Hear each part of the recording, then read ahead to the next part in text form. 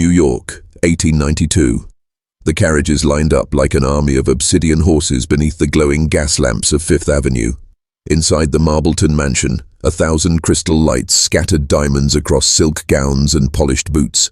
It was the height of the Gilded Age, and no one embodied its promise of untouchable glamour more than Evelyn Harcourt, the woman everyone called the Diamond Queen of Fifth Avenue. Her father had built a steel empire, her mother descended from one of America's oldest banking families, and Evelyn herself was married into wealth twice over, to Charles Harcourt, a financier whose name held weight in every secret boardroom from Wall Street to Washington. At just 28, Evelyn commanded influence that most men twice her age could only dream of. But the whispers had already begun. Behind the glittering chandeliers and champagne towers, rumors crept through silk-draped hallways like shadows about Evelyn's growing obsession with séances, her compulsive spending, and her strange nightly walks along the East River, barefoot, silent, and alone. To the city's elite, she was perfection wrapped in pearls. To those who watched closely, she was a storm brewing beneath lace and diamonds. And on this night, amid a grand masquerade meant to cement her place as New York's reigning socialite, Evelyn would begin the slow, irreversible descent into madness. It began with a portrait.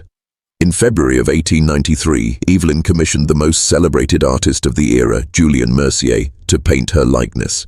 The unveiling took place inside her mansion's Venetian gallery, attended by senators, heiresses, and the city's most vicious gossip columnists.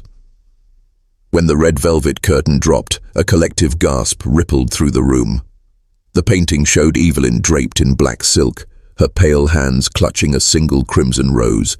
Her eyes, rendered in haunting shades of grey, seemed alive, almost watching. But what unsettled the guests most was not the artistry. It was what Julian Mercier had hidden. In the far corner of the canvas, nearly invisible beneath dark layers of paint, was the faint outline of another man's face, half erased, almost ghostly, but recognizable to those who knew the whispers. Henry Blackwell, the poet rumored to have been Evelyn's lover. The scandal detonated like dynamite. Within days, every newspaper from New York to Chicago printed variations of the same headline: Diamond Queen betrays her king. Her husband Charles refused public comment, but inside the Marbleton Mansion, the arguments shook the crystal chandeliers. Evelyn insisted she had been framed, that Mercier had betrayed her for revenge, but deep down she knew the truth. The portrait was just the beginning. Spring of 1893 brought the Harcourt masquerade, a night meant to erase scandal and restore Evelyn's name. The Marbleton Mansion was transformed into a dreamscape of gilded cages, mirrored hallways, and golden swan sculptures. At midnight, Evelyn descended the grand staircase wearing a white Venetian mask trimmed with pearls. Conversations halted, the orchestra softened. She was radiant, untouchable, until she noticed him. A man in a flawless white suit stood near the east balcony, unmoving, unblinking, and wearing no mask. He watched Evelyn as though he had known her all his life. When she approached, he spoke only once. "They're waiting for you in the house by the river." Before she could ask who they were, the man vanished into the crowd. No one else claimed to have seen him. That night, Evelyn awoke screaming, her white mask shattered on the floor beside her bed. Servants later swore they heard footsteps pacing in the hallway outside her room until dawn. Within weeks, Evelyn's health began to decline. She complained of voices whispering her name, of shadows moving when she turned her head, and of a woman in black who followed her at night. And so began the first cracks in her perfect world. By late summer, Evelyn's nights were consumed by a single obsession, finding the house by the river mentioned by the stranger in white. One evening, guided only by candlelight, she slipped from her mansion and rode her carriage north along the East River until the streets grew silent and wild. At the edge of a derelict district she found it, an abandoned Georgian townhouse wrapped in ivy, its windows shattered like broken eyes.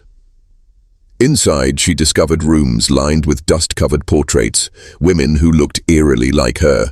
Some bore her exact features, others seemed older, decayed, hollow-eyed versions of herself. In the center of the main hall stood a single iron cradle containing a locket engraved with her initials. A voice echoed from somewhere above. "Evelyn, you've been here before." She fled into the night, convinced someone had followed her back to the mansion. From that night onward, she began locking her bedroom door, yet servants reported hearing soft knocking outside her chambers until sunrise. Evelyn's dreams were no longer her own. She awoke nightly to the sensation of cold fingers tracing her spine. Autumn came, and Evelyn's descent accelerated. Once the darling of New York's elite, she stopped attending society gatherings, replacing soirees with midnight séances conducted by a mysterious medium known only as Madame Aurelia. Wealthy widows, bankers' wives, and desperate debutantes crowded Evelyn's candle-lit salon, summoning voices from the other side. During one séance, a glass shattered violently, cutting Evelyn's palm. As blood dripped onto the mahogany table, Madame Aurelia fell into a trance and spoke a name that chilled Evelyn to her bones. "Henry, forgive her." The room erupted into chaos. Some guests fainted, others fled. But Evelyn sat frozen, her hand still bleeding, her breath uneven. That night, Evelyn locked herself in the gallery, where her scandalous portrait hung, staring at her own painted eyes until sunrise. Servants claimed they found her whispering to the painting, asking it questions only she could hear. Charles Harcourt, humiliated and weary, moved into a separate wing of the mansion. Gossip columns speculated divorce was inevitable, but Evelyn had no interest in saving her marriage anymore. Something far darker had taken root in her mind. The Marbleton Mansion was no longer a home. It had become a labyrinth of whispers. Evelyn roamed its endless hallways at night, trailing her fingers along silk-covered walls as though she expected them to breathe beneath her touch. Servants claimed they heard her speaking to someone when she was alone, asking the same question over and over. "Where did you put him?" But who him was, no one knew.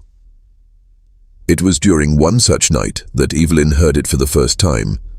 A faint knocking from inside the walls of her bedroom. At first she thought it was the pipes, but the sound grew rhythmic, deliberate, almost communicative. 3 knocks. A pause. 2 knocks. A pause. Then silence. The following night, it came again.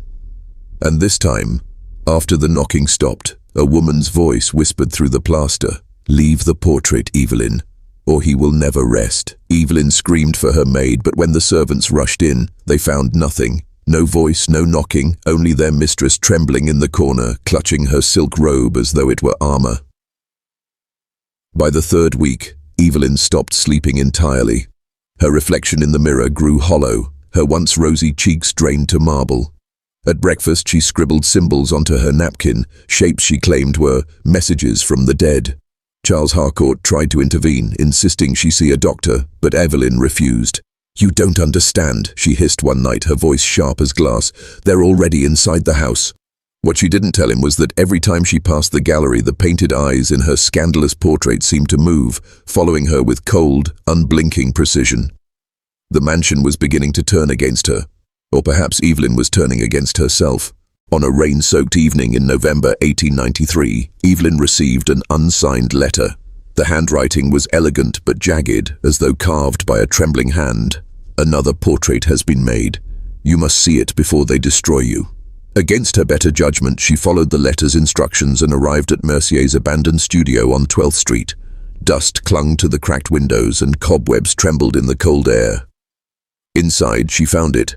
A second portrait, covered in a torn velvet sheet. When she unveiled it, her breath caught in her throat. This was not the Evelyn she knew. Her painted likeness stood in a funeral gown, her skin pale as bone, her eyes sunken black pits. Behind her stretched the Marbleton Mansion, but its windows were engulfed in flames. At her feet lay 3 broken masks, one white, one gold, one black. She didn't understand their meaning. Not yet. Then came the real horror. Hidden in the corner of the canvas, partially erased but unmistakable, was the face of her husband, Charles Harcourt, depicted as a corpse. Evelyn stumbled back, knocking over a table of brushes, her chest heaving. As she turned to leave, something on the floor caught her eye, a fresh trail of wet footprints leading deeper into the studio, but no one had entered with her. Somewhere in the shadows, a voice murmured, "You're not meant to see the ending." Evelyn fled into the storm, clutching her skirts, drenched in both rain and terror. From that night forward, she became convinced that Julien Mercier, the artist, was no longer alive. Yet somehow he was still painting her future. Winter arrived like a silent executioner. On December 21st, Charles Harcourt was found dead in his study. The newspapers called it an accidental fall, but Evelyn knew better. The scene was too precise, too deliberate. His body lay perfectly still, his hand gripping a single scrap of paper containing one word: betrayal. The police questioned Evelyn for hours, but no charges were filed. Whispers spread like wildfire through Manhattan's drawing rooms and gentlemen's clubs. Did she kill him? Did the scandal finally drive him to madness? Or did something darker haunt that house? The Marbleton Mansion became a place of dread. Servants resigned overnight, claiming they heard footsteps pacing the study, even after Charles's body was removed. One maid swore she saw his reflection standing in the gallery mirror, watching Evelyn as she wept. Evelyn herself became reclusive, shutting herself inside the locked music room, playing the same haunting waltz on the grand piano until her fingers bled. But on the night of Charles's funeral, something happened that pushed Evelyn beyond the brink. Alone in her bedroom, she awoke to the sound of glass breaking. She turned toward the gallery, and there, her portrait was missing. In its place hung a single black veil, pinned to the wall with a rusted nail. Beneath it, written in what looked like dried blood, were 5 words: "He's not done with you." By early 1894, Evelyn's descent was complete. The salons that once hosted glittering banquets now became the stage for occult rituals. Madame Aurelia returned, accompanied by her circle of spiritualists, bringing candles, chalk, and carved obsidian stones. The séance was conducted in the Marbleton music room, where the black Steinway sat silent under heavy drapes. At precisely midnight, the lights were extinguished. The room plunged into darkness, save for the faint blue glow of the stones. Madame Aurelia began to chant, her voice low and guttural. Evelyn sat between 2 trembling widows, her hands ice-cold, her breath shallow. Then, without warning, the piano erupted, playing itself. The same waltz Evelyn had played for months echoed through the room, but the keys moved violently, as though struck by invisible hands. Suddenly, Madame Aurelia screamed, convulsing violently, her head jerking back. In a voice that was not her own, she spoke. "Evelyn Harcourt, you wear the wrong face." The room exploded into chaos. Candles toppled, curtains caught fire, and one of the widows collapsed, foaming at the mouth. Evelyn, frozen with terror, stared at the smoke rising from the piano and saw Charles sitting there, smiling faintly, his skin grey, his eyes hollow. By morning, half the city knew what had transpired. The newspapers printed one chilling headline: "Mass hysteria in Fifth Avenue mansion. Harcourt widow summons the dead." Evelyn's reputation was shattered beyond repair. By spring of 1894, the Marbleton Mansion had become a tomb. Evelyn wandered its deserted halls like a ghost, barefoot and silent, her silk gowns dragging through the dust. Nearly all her servants had fled, leaving only one loyal maid, Agnes, who often found Evelyn standing in front of her missing portrait's empty frame, whispering, "He's still inside the painting." But Evelyn's torment wasn't confined to hallucinations anymore. The house itself seemed alive. Doors slammed on their own. Gas lamps flickered without reason. The walls groaned like a dying beast. At night, Evelyn swore she heard screams rising from beneath the floors. Agnes begged her to leave, but Evelyn refused. "This is my throne," she said flatly, "and a queen does not abandon her kingdom." One stormy night, Evelyn followed the sound of crying to the mansion's attic. There, beneath rotting beams, she discovered a hidden nursery filled with broken cradles, tiny dresses, and dolls missing their glass eyes.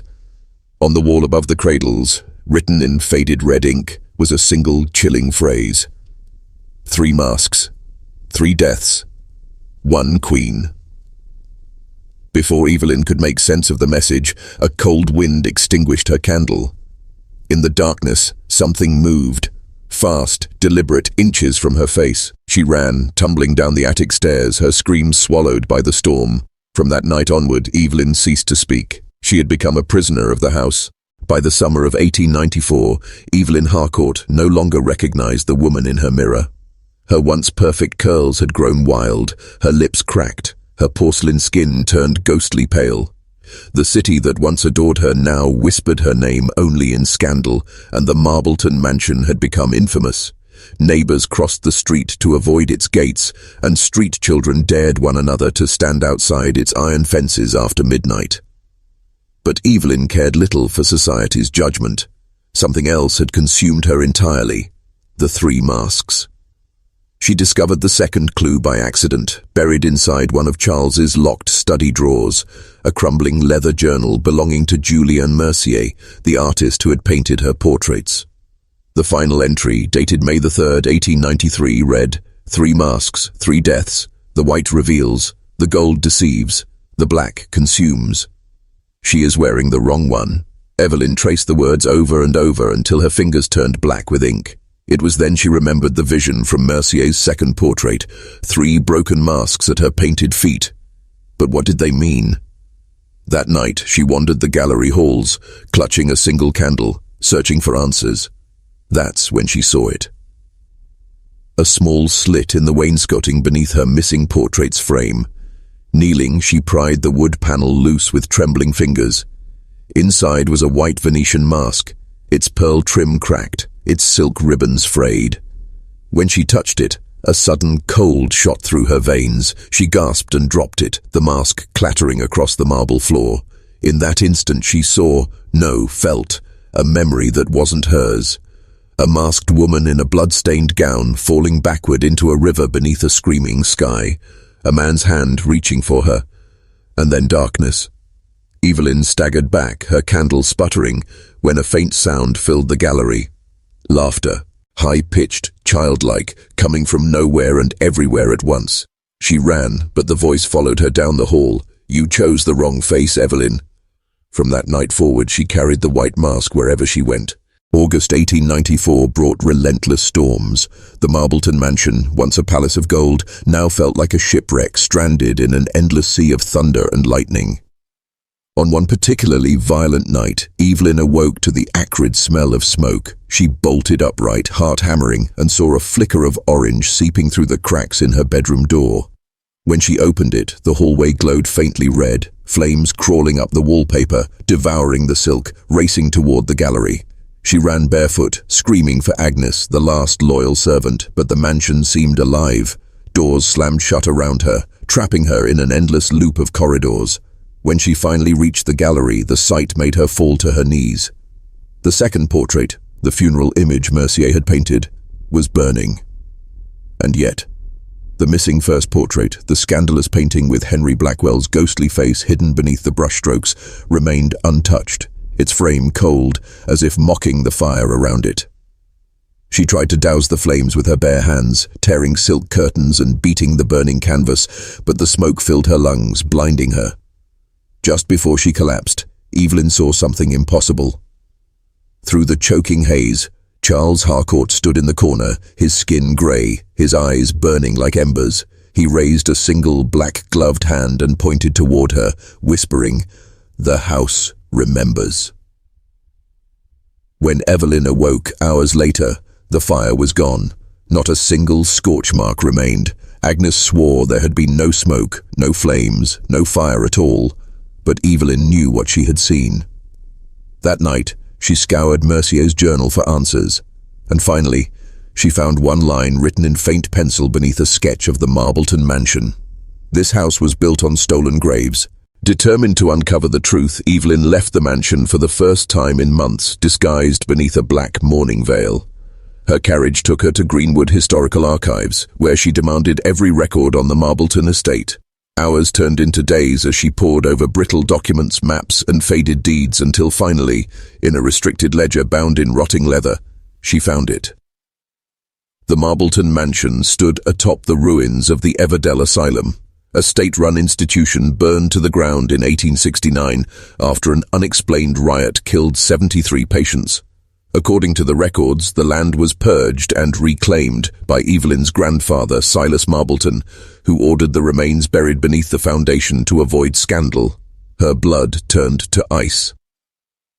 That night, Evelyn stood barefoot in the gallery, staring at the empty frame where her first portrait had once hung. She whispered into the silence, "Is that why you're haunting me?" The floorboards groaned beneath her feet. Somewhere deep within the walls, she heard knocking again, louder, more urgent than before. 3 knocks, pause, 2 knocks, pause. Then, for the first time, a voice answered, "Find us." At dawn, Evelyn descended into the mansion's abandoned cellars, armed with a lantern and Mercier's journal. Behind a hidden door concealed beneath a rotting wine rack, she discovered a narrow stone passage leading deep below the house. The stench hit her first. Damp earth, mildew, and something older. Something dead. And there, buried beneath crumbling bricks, she found them. Rows of unmarked graves, 73 in total, stretching like black veins beneath the house. Tiny bone fragments littered the soil, half swallowed by roots. Someone had tried to erase them. Someone had failed. Evelyn fell to her knees, clawing at the dirt, whispering apologies until her throat was raw. That is when she noticed the final grave at the far end, its marker different from the others. Carved into the stone was a black mask. When she touched it, the lantern blew out. The following weeks became a blur of shadows and fevered visions. Evelyn stopped eating, stopped sleeping, stopped speaking to anyone but the voices that now followed her everywhere. Agnes pleaded with her to leave the mansion, to flee the cursed estate, but Evelyn only stared blankly and said, "I'm not leaving until I wear the right face." One night, Evelyn awoke in the gallery to find the missing first portrait had returned, hanging exactly where it had once been, but something was different. The Evelyn in the painting was no longer the same woman. Her hair hung tangled and wild, her pale hands stained crimson, and around her neck was the black mask from the grave below. As she stared, the figure in the portrait blinked. Evelyn screamed and fled the gallery, but the house followed her. Every mirror reflected a stranger, every window showed faces pressed against the glass, staring in. Agnes, frantic with terror, attempted to leave the mansion for good. But before she could reach the gates, Evelyn heard a shriek from the front hall. She ran to find her loyal maid sprawled across the marble steps, her neck twisted unnaturally, her eyes frozen wide. The official coroner's report would later call it an accidental fall. Evelyn knew better. The house had claimed its second death. By October of 1894, Evelyn Harcourt no longer belonged to the living. She wandered the halls like a phantom, always clutching the white mask she had found behind the portrait's frame. Yet her dreams were consumed by the black mask, the one from the grave, the one painted around her neck, the one she now heard calling her name. One evening, she awoke to find the white mask missing from her bedside. In its place lay a folded scrap of parchment, written in blood-red ink. "The gold lies, the white betrays, the black will save you." Driven by forces she couldn't comprehend, Evelyn descended into the cellar once more, her lantern casting long, skeletal shadows across the stone walls. The 73 graves seemed to breathe in the darkness, as though waiting. She approached the grave with the black mask carving and began clawing at the soil with her bare hands until her nails split and bled. Finally, beneath layers of earth and rot, she unearthed a sealed iron box. Inside lay the black mask, smooth, cold, heavy as stone. The moment she touched it, the cellar filled with whispers. Dozens of voices, men, women, children, all speaking at once, pleading, laughing, screaming. Evelyn raised the mask slowly, her trembling fingers brushing the edges, and as she placed it against her face, the world went silent. And then, she saw everything. Julien Mercier painting her portrait with a shaking hand, his face pale as death. Charles standing over a grave, blood on his gloves. A woman in white plunging into the East River, and beneath it all, the Marbleton Mansion rising like a mausoleum on the bones of the forgotten. When she pulled the mask away, her hands were shaking violently. But one thing was certain now. The house had chosen its queen. By winter of 1894, Evelyn Harcourt no longer lived in reality. She moved through the Marbleton Mansion like a ghost wandering her own grave, her silk gowns dragging along cold marble floors stained with candle wax and wine. The city outside had forgotten her. The papers no longer mentioned the Diamond Queen, except in cruel jokes whispered in drawing rooms. Inside the mansion, however, Evelyn could not escape her own reflection. It began subtly, a glimpse in a hallway mirror, the faintest flicker of movement when she herself stood perfectly still. Then, gradually, it worsened. Every reflective surface became haunted. One night, as she crossed the gallery holding a candle, she passed the tall Venetian mirror that Charles had imported from Paris. Her reflection stared back, but it was not her. The woman in the glass wore the black mask, her pale hands stained red, her eyes sunken and hollow. Evelyn froze, unable to breathe. Then the reflection smiled. The candle slipped from her grasp and extinguished itself on the marble. When she looked back, her reflection was gone, just her own trembling face, pale and wet with tears. Evelyn began covering mirrors with black drapes, ordering Agnes's replacements, terrified new maids hired from the countryside, to avoid them entirely. But it didn't matter. She soon discovered the reflections had moved elsewhere. The surfaces of her wine glasses, the polished piano keys, even the still water in her bathtub. Everywhere she looked, the masked woman stared back at her. The voices returned too. No longer distant whispers, but clear and demanding, overlapping like dozens of people speaking at once. Wear it. Accept it. Become us. Her sanity frayed like silk thread.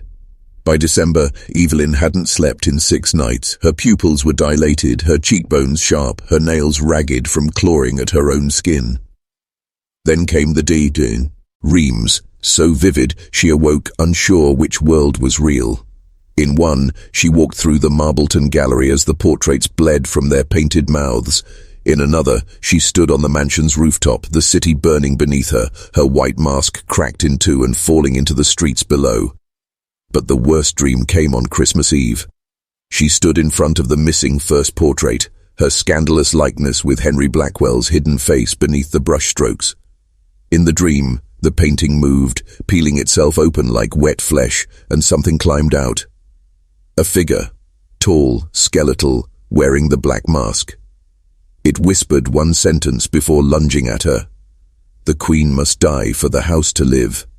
Evelyn woke screaming, drenched in sweat, her nails bleeding from clawing at her own neck. The Marbleton Mansion had stopped haunting her. Now it was consuming her. January 1895. The city was frozen in ice, but inside the Marbleton Mansion the air was heavy and oppressive, like a coffin sealed too tightly. Evelyn had locked herself away in the music room for 3 days straight, refusing food, water, or company. Outside the double doors, a new servant named Clara begged her to come out. Clara had arrived only 2 weeks prior, hired out of desperation after Agnes's death. That night, Evelyn finally emerged, but she was no longer Evelyn. She wore the black mask. Clara screamed when she saw her, claiming later that Evelyn's shadow on the wall didn't match her body, its movements jagged and unnatural. Clara fled the mansion in terror, but she would never make it past the gates. By morning they found her body floating face down in the fountain. Her wrists were slashed, though no blade was ever recovered. The coroner ruled it a suicide. The newspapers printed a single column buried on page 6. Another death at Marbleton Estate, curse or coincidence? Evelyn, meanwhile, said nothing. She kept the black mask on for 3 days, eating nothing, speaking to no one, wandering barefoot through the cellar where the 73 unmarked graves lay beneath damp stone. The voices were louder here, clearer, rising from the soil itself like trapped air. 3 deaths, they whispered. 3 masks. Now you are ours. When she returned to the gallery, she found something waiting. The third portrait. She didn't know how it had appeared. No servant would enter that cursed room, and Mercier was long dead. Yet there it was, mounted where the missing painting once hung.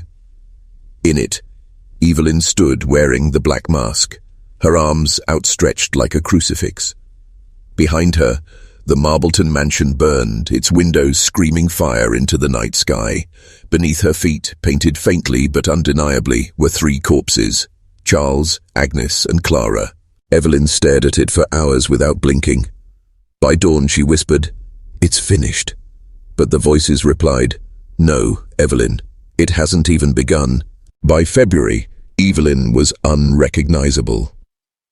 Once the pinnacle of grace and beauty, she now roamed the halls like a vagrant spirit, her skin waxen, her lips cracked and bleeding.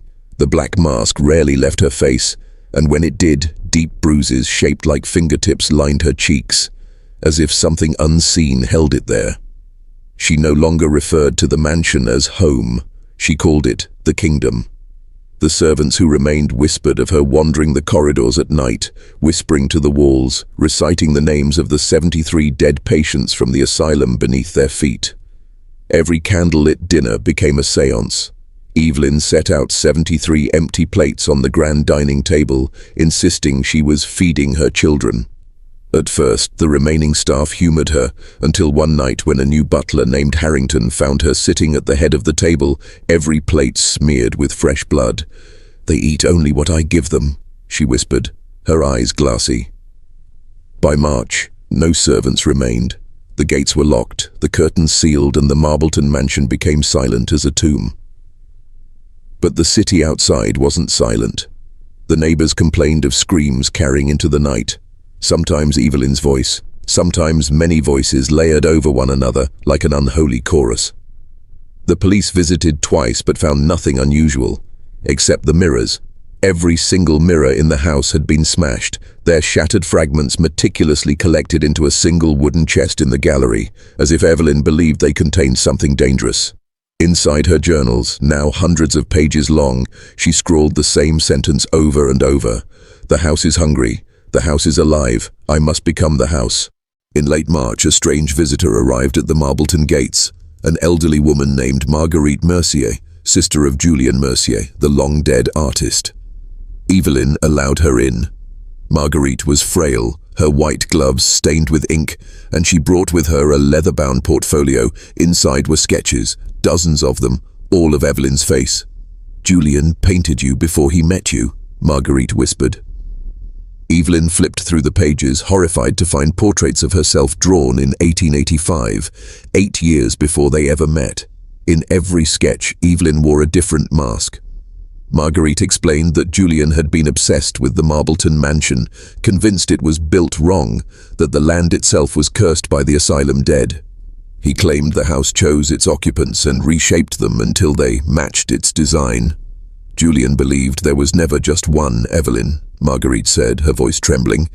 "There have been others, many others, always 3 masks, always 3 deaths, always one queen."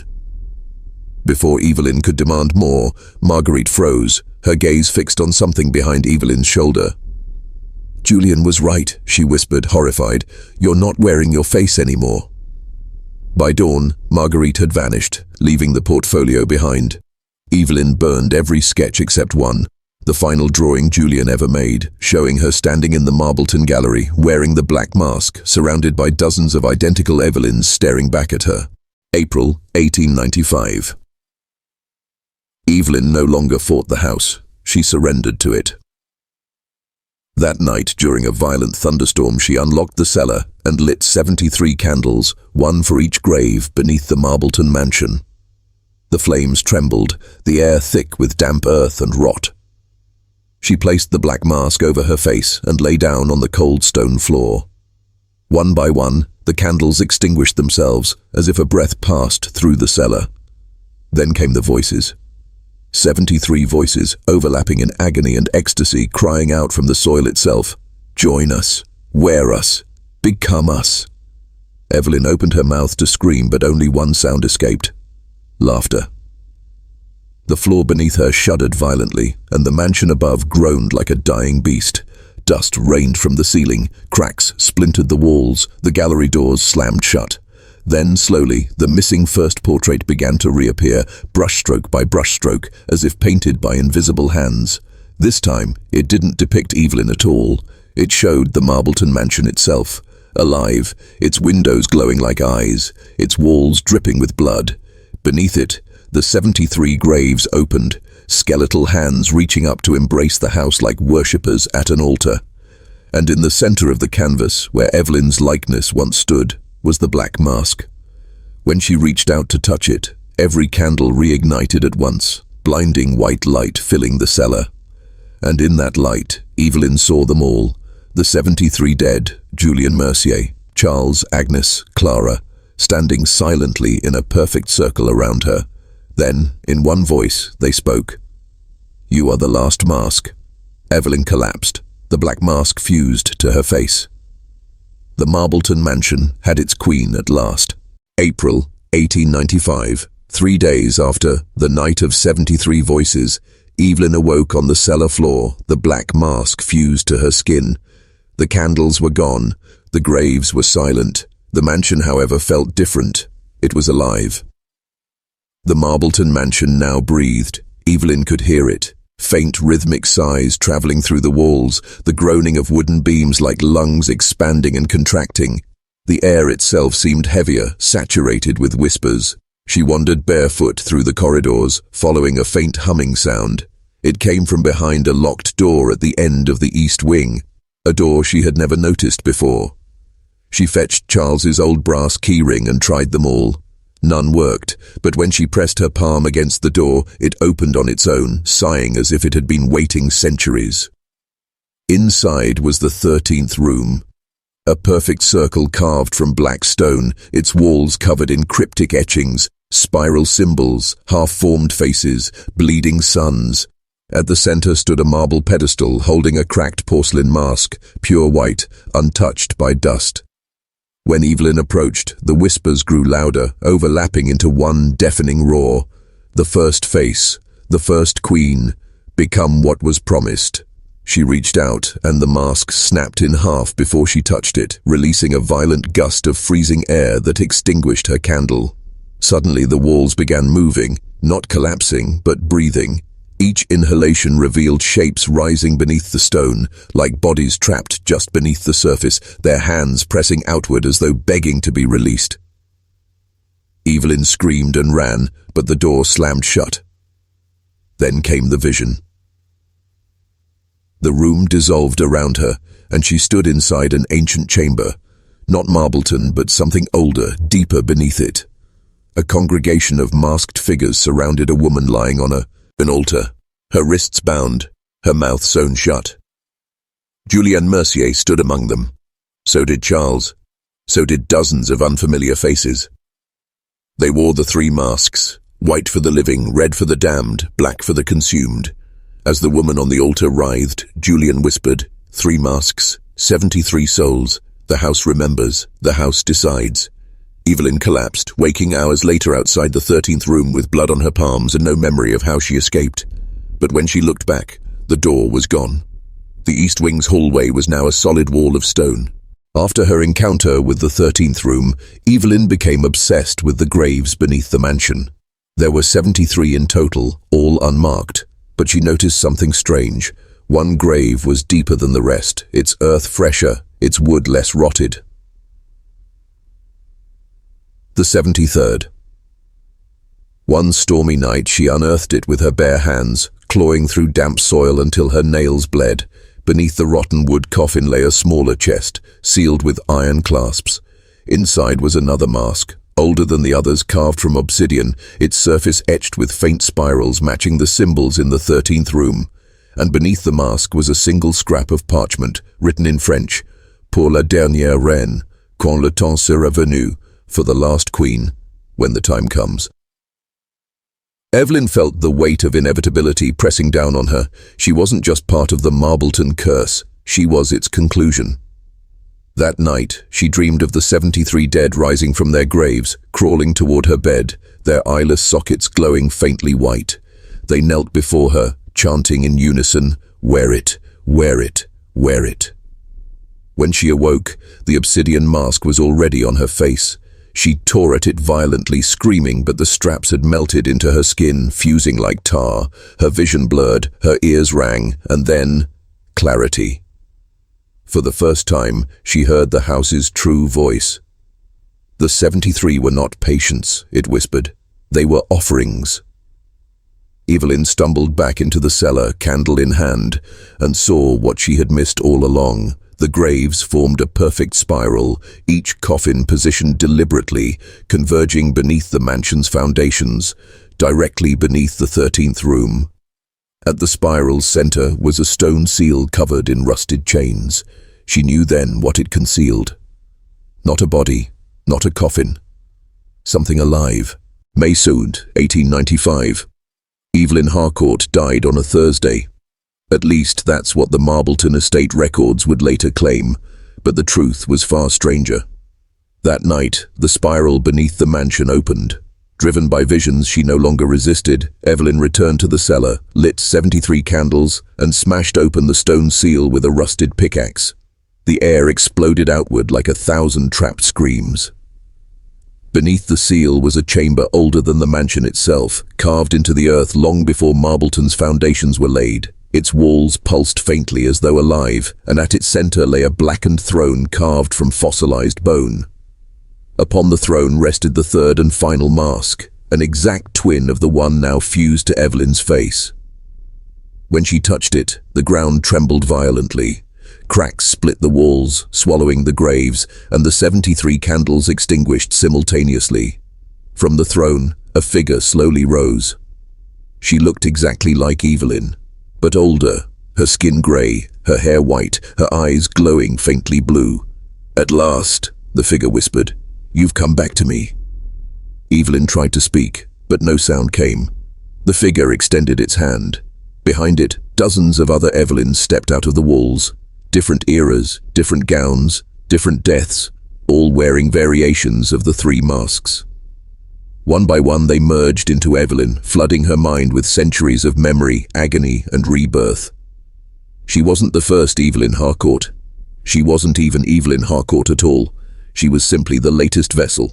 By June, the Marbleton Mansion had become an open wound. The walls dripped with moisture, the ceilings warped, and strange fungal blooms erupted in the corners, feeding on something beneath the floorboards. The neighbors stopped visiting. The servants never returned.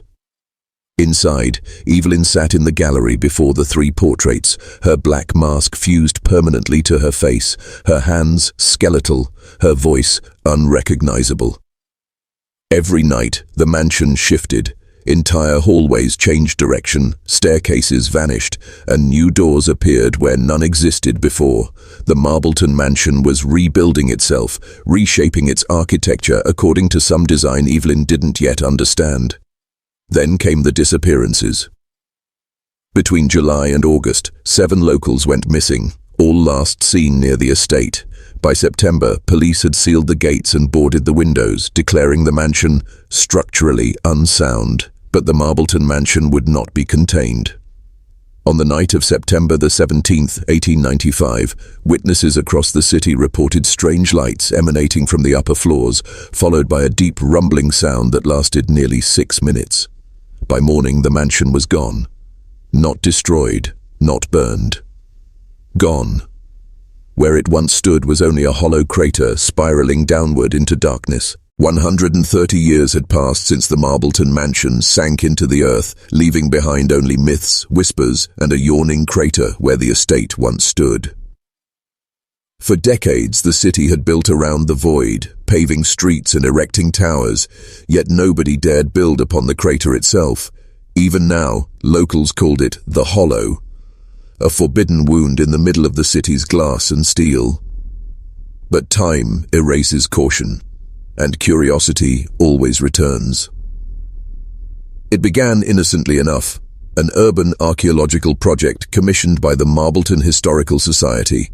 The city wanted to construct an underground parking structure beneath what used to be the estate grounds. The first excavation crew arrived in late February. Within 3 days, they struck something unexpected: the remains of Marbleton Mansion's eastern foundations, untouched since the night it disappeared. Bricks blackened but unbroken, ornate marble tiles preserved beneath layers of wet clay. And something else: a sealed iron hatch bolted shut, buried beneath 10 feet of compacted soil. Its surface bore a strange insignia, 3 masks arranged in a spiral. The lead archaeologist, Dr. Alice Morell had spent 20 years studying late Gilded Age architecture, but even she had never seen symbols like these. She assumed they were ceremonial, perhaps remnants of a secret society Marbleton's elite once kept. Her assistant, Daniel Price, wasn't so convinced. "It's not decorative," he said, brushing soil from the hatch. "Look at the precision. This wasn't meant to be seen, it was meant to stay sealed."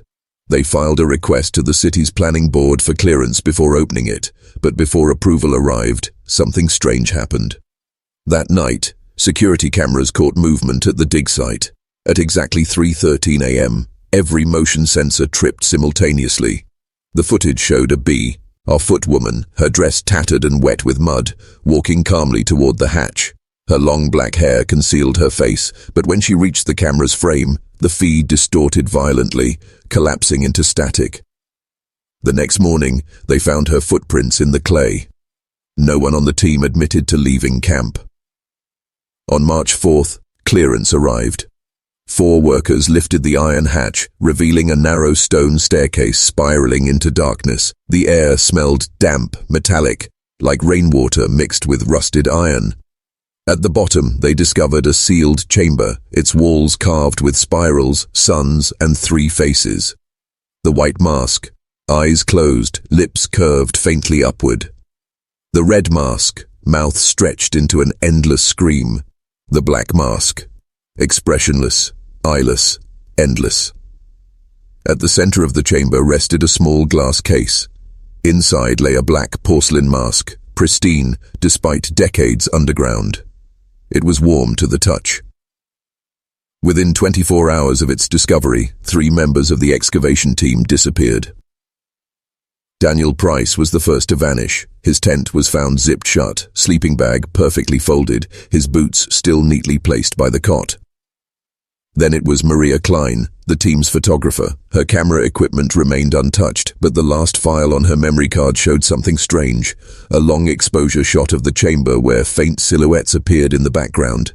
Dozens of them, figures standing in a spiral, heads bowed, hands clasped. That evening, Jonas Patel, the equipment supervisor, left camp to investigate the crater's far edge. He never returned. Security footage showed only his flashlight beam disappearing into darkness. Dr. Morell considered shutting the dig down entirely, until the night she heard the voices. At 2:46 a.m. she awoke to a distant rhythmic whisper, echoing through the excavation shaft. She followed it down to the chamber and pressed her ear against the stone floor. Beneath her, 73 voices whispered in unison. "The Queen returns. The House remembers. The House decides." She fled the chamber, but something stopped her at the staircase. A woman stood in the shadows, motionless, barefoot, her black dress dripping with wet soil. Her hair obscured her face. "Alice," the woman said softly, her voice almost melodic. "You shouldn't be here yet." Before Alice could respond, the figure stepped backward into the darkness and vanished into the stone. By March 9th, the excavation project was abandoned. But 2 nights later, a new video surfaced. A local vlogger had snuck past the security barricade and descended into the crater, hoping to document the abandoned dig site. His footage, later confiscated by police, showed something shocking. At the center of the excavation site stood a woman wearing the black porcelain mask. She was barefoot, her white gown soaked in mud, her hands pale and skeletal. When the vlogger called out, she turned slowly toward him. And though her mask covered half her face, he swore it was Evelyn Harcourt, the Gilded Age socialite who supposedly died in 1895. The city called the video a hoax. The footage was buried. But by then, it was already too late. By April, residents of nearby buildings began reporting strange phenomena. Shadows moving independently of their sources, wet soil footprints appearing in their hallways overnight, muffled cries beneath their floors. One man in a nearby apartment complex claimed he saw a pale woman crawling up the outside of the building. At the same time, police discovered 23 sinkholes forming in perfect alignment around the old Marbleton estate, each marking the position of an unmarked grave found in Evelyn's era. The spiral was reforming itself beneath the city. Dr. Morell returned to the dig site one last time, armed with body cameras and a small research team determined to document their findings. They reached the chamber, placed microphones along the walls, and waited. At 3:13 a.m., the black mask began to hum. A deep, resonant vibration filled the chamber, shaking the glass case until it shattered.